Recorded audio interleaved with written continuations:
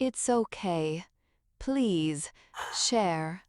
This is a safe space. Hi, my name is Dan, and I like radial arm saws.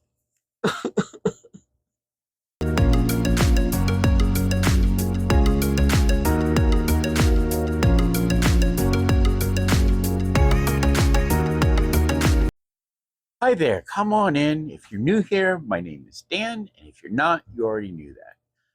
This is an introduction to a short, I'm expecting 6-part series on radial arm saws. And this is the part where I was planning on talking about why I'm making this series. And I've rewritten this a bunch of times.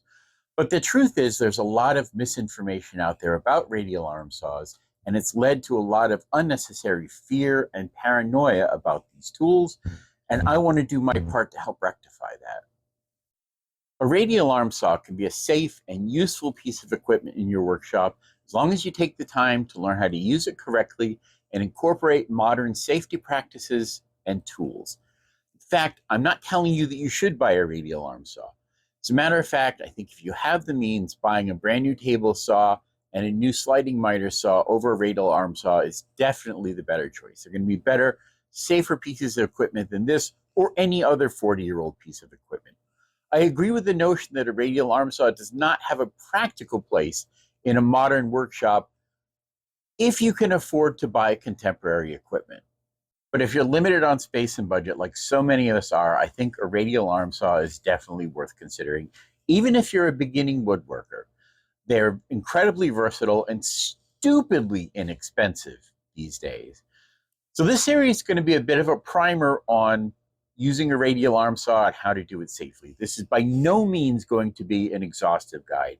I can't recommend highly enough that you do more research after watching this, read your owner's manual, watch other videos, go through all the resources you can to make sure you know how to use this tool properly.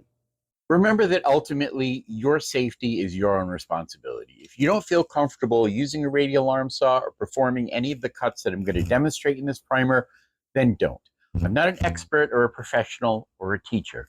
Remember, knowledge is power. Understand how your tools work. Understand how they can hurt you.